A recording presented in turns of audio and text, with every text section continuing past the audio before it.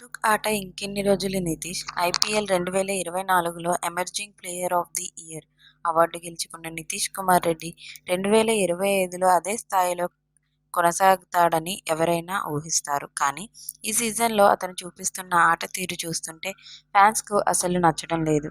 ఇప్పటికే ఎస్ఆర్హెచ్ జట్టు పాయింట్ల పట్టికలో 9వ స్థానానికి పడిపోయింది. ఇక ప్లే ఆఫ్ ఆశలు కొనసాగించాలంటే ఒక్క మ్యాచ్ కూడా కోల్పోకూడదనే పరిస్థితి.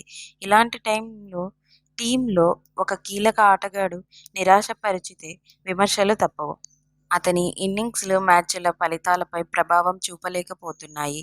ముఖ్యంగా టాప్ 5లోకి బ్యాటింగ్కు వస్తూ పవర్ ప్లే లేదా మిడిల్ ఓవర్స్లో టుక్ ఇన్నింగ్స్ ఎస్ఆర్హెచ్ మొమెంటమ్ను దెబ్బతీస్తున్నాయి.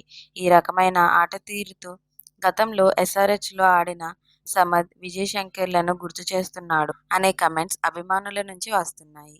ఇక మరోవైపు అదే జట్టులో ఉన్న అనికేత్ వర్మ మాత్రం తక్కువ బంతుల్లో పెద్ద షాట్లు కొడుతూ తన పాత్రను నెరవేరుస్తున్నాడు. ఇప్పటికే కొన్ని మ్యాచ్ల్లో ఎస్ఆర్హెచ్ స్కోరు 160 దాటడానికి అతనికి చివరి ఓవర్లలో సిక్సర్లు ప్రధాన కారణం. ఇలాంటి సమయంలోనూ నితీష్కే ముందుగా ఛాన్స్ ఇస్తుండటం ఇప్పుడు విమర్శలకు దారితీస్తుంది.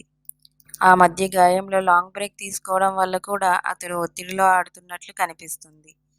టీమ్ మేనేజ్మెంట్ కూడా అతనిపై నమ్మకం ఉంచినా మిడిల్ ఓవర్లో స్లోనెస్ ఎస్ఆర్హెచ్కు సమస్యగా మారింది. ఇకపై మిగిలిన మ్యాచ్లలో 6 గేమ్స్ 6 గెలవాల్సిన అవసరం ఉంది. ఏదేమైనా తుదిగా ఒక ఎమర్జింగ్ ప్లేయర్కు ఎదురయ్యే రెండో సంవత్సరం పరీక్ష గట్టిది. నితీష్ ఆ పరీక్షల్లో ఇప్పటి వరకు మెరుపులు చూపించలేకపోయాడు.